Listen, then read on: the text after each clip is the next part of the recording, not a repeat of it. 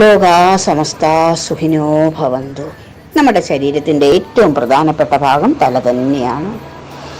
ഈ തലയിൽ പ്രധാനപ്പെട്ട ഒരു ഭാഗം തന്നെയാണ് കണ്ണ്. ഈ നമ്മുടെ കണ്ണിനെ നമുക്കൊരിക്കലും കാണാൻ കഴിഞ്ഞിട്ടില്ല. ആ കാഴ്ച നമ്മൾ കാണുന്നത് വേറൊരു ദർപ്പണത്തിലൂടെ ആയിരിക്കും. അതേപക്ഷം എല്ലാ കാഴ്ചകളും കാണുന്ന ഈ കണ്ണുകൊണ്ട് സ്വയം നമ്മുടെ കണ്ണിനെ നമുക്ക് കാണാൻ പറ്റുന്നില്ല എന്നുള്ളത് 100% സത്യമാണ്. ഈ കണ്ണ് വളരില്ല. ജനിക്കുമ്പോഴേ കിട്ടുന്നത് അതേ വലിപ്പത്തിൽ തന്നെ ആയിരിക്കും മുന്നോട്ട് പോകുന്നത്. എല്ലാ കാഴ്ചകളും കാണിച്ചു തരുന്ന ഈ കണ്ണിനെ കാണാൻ നമുക്ക് കഴിയുന്നതേയില്ല. അതുപോലെ തന്നെയാണ് നമ്മുടെ ഉൾക്കണ്ണും നമുക്ക് കാണാൻ കഴിയുന്നില്ല.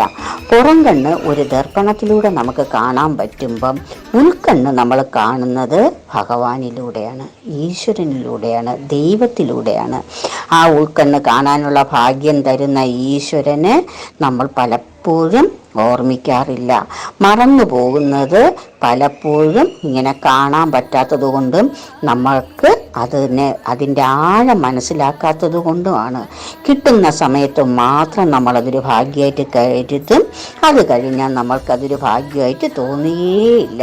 പക്ഷേ ഈ പുറം കണ്ണ് നമുക്ക് കാണാനുള്ള ഭാഗ്യം നമുക്ക് കിട്ടാത്തതുപോലെ അകക്കണ്ണും നമുക്ക് കാണാനുള്ള ഭാഗ്യം കിട്ടാതിരിക്കാനുള്ളൊരവസരം ഉണ്ടാക്കാതെ അകം കണ്ണും പുറം കണ്ണും നമുക്ക് എല്ലാം കാണിച്ചു തരുന്നത് ഭഗവാനാണ് എന്നുള്ള ബോധത്തോടെ മുന്നോട്ട് പോയാൽ നിങ്ങൾക്ക് എല്ലാ ഭാഗ്യവും നേടാൻ പറ്റും.